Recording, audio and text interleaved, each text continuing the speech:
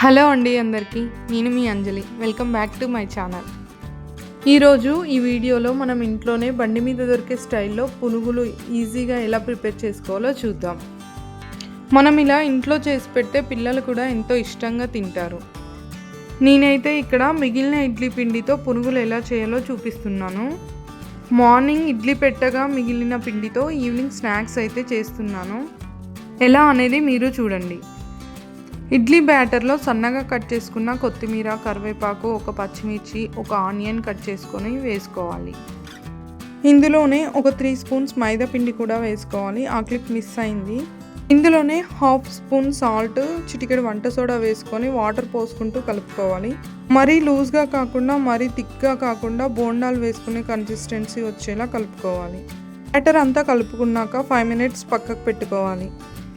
ఈలోపు స్టవ్ మీద ఒక ప్యాన్ పెట్టుకొని డీప్ ఫ్రైకి సరిపడా ఆయిల్ పోసుకొని ఆయిల్ వేడి అయ్యాక స్పూన్తో కానీ చేయితో కానీ చిన్న చిన్న పునుగుల్లాగా ఆయిల్లో వేసుకోవాలి.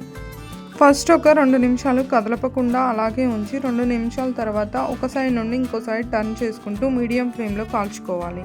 మీడియం ఫ్లేమ్లో కాల్చుకోవడం వల్ల పిండి లోపల సైడ్ మంచిగా ఉడుకుతుంది. ఒక 5 to 10 మినిట్స్ తర్వాత తీసుకొని ప్లేట్లోకి సర్వ్ చేసుకోవడమే. ఈ పునుగులు వేడివేడిగా తింటేనే టేస్ట్ బాగుంటాయి. వీటిని పల్లీ చట్నీతో లేదా కారం పొడితో తింటే టేస్ట్ చాలా బాగుంటాయి. ఇంతే అండి, ఎంతో సింపుల్గా ఈజీగా ప్రిపేర్ చేసుకోవచ్చు ఈ పునుగుల్ని. ఇక్కడ నాకు ఇడ్లీ బ్యాటర్ ఒక చిన్న బౌల్ మాత్రమే ఉంది కాబట్టి దానికి సరిపోయే కొలతలు మాత్రమే నేను మీకు చెప్పాను. మీరు తీసుకున్న పిండి క్వాంటిటీని బట్టి ఇంగ్రీడియంట్స్ అనేవి ఎక్కువ తక్కువ యాడ్ చేసుకోవచ్చు.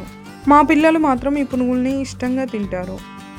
ఈ వీడియో కనుక మీకు నచ్చినట్లయితే లైక్ చేయండి. ఎవరికైనా యూజ్ అవుతుంది అనుకుంటే షేర్ చేయండి, సబ్స్క్రైబ్ చేసుకోండి. పక్కనే ఉన్న బెల్ ఐకాన్ని ప్రెస్ చేయండి. దానివల్ల నా ఫర్దర్ వీడియోస్ అనేవి మీకు నోటిఫికేషన్ ద్వారా వచ్చేస్తాయి. Thanks for watching.